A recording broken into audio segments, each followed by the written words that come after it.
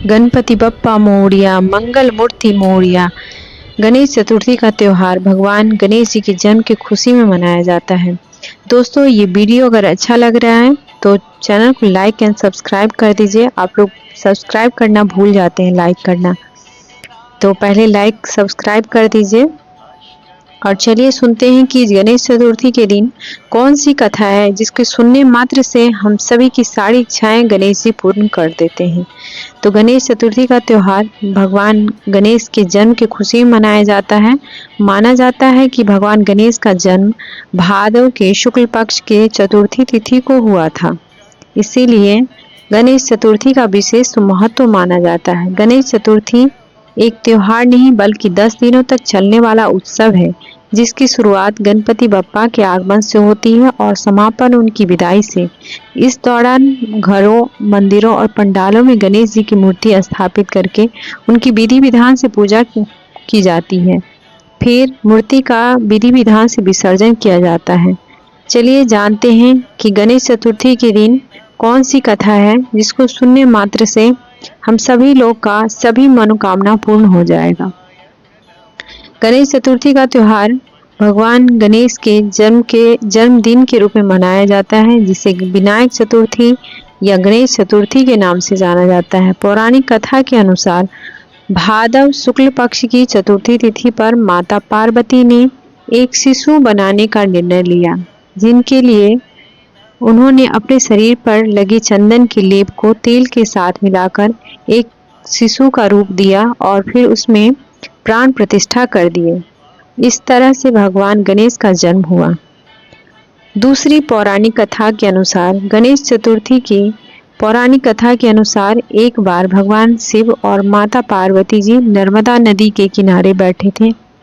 तब माता पार्वती की चौपड़ खेलने की इच्छा हुई। उन्होंने शिव जी से खेल खेलने के लिए कहा, लेकिन खेल में हार जीत का फैसला कौन करे, इसके लिए कोई दूसरा मौजूद नहीं था। इसलिए भगवान शिव ने कुछ तिनके इकट्ठा कर उसका एक पुतला बनाया और फिर उसमें प्राण फूंक दिए। भगवान शिव ने उस पुतले से कहा, बेटा, हम चौपड़ खेलने जा रहे हैं, इसीलिए तुम बताना कि हम दोनों में से किसकी जीत हुई और किसकी हार। फिर खेल शुरू हो गया। संजोग से इस खेल में 3 बार माता पार्वती की जीत हुई।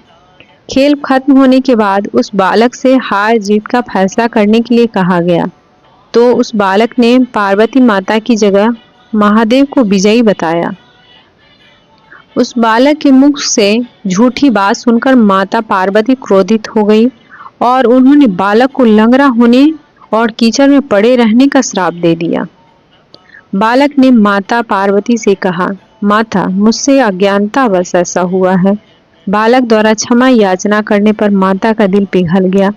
उन्होंने कहा, अब ये श्राप वापस तो नहीं हो सकता, लेकिन मैं इसका उपाय तुम्हें बताती हूँ। यहाँ गणेश पूजन के लिए नाग कन्याएं आएगी।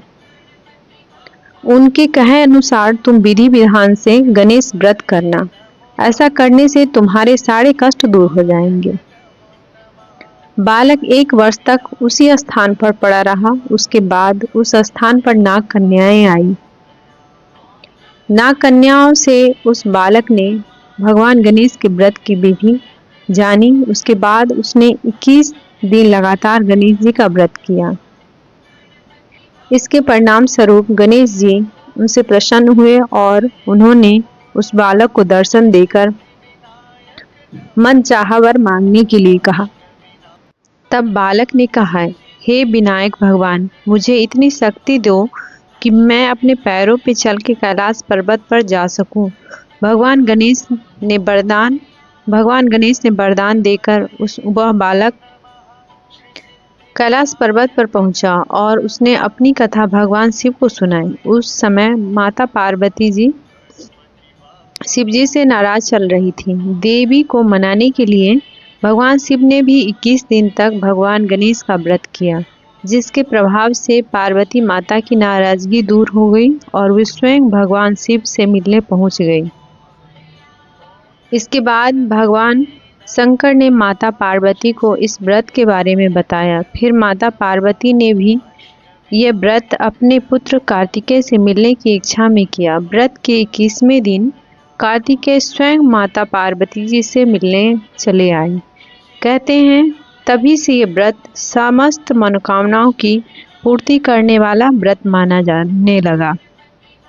और जो ये कथा सुनता है अथवा पढ़ता है उनकी सभी मनोकामनाएं गणेश जी भगवान पूर्ण करते हैं।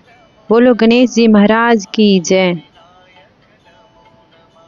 कृपया ये वीडियो अच्छी लगी हो तो चैनल को लाइक एंड सब्सक्राइब कर दीजिएगा। जय श्री गणेशाय नमः।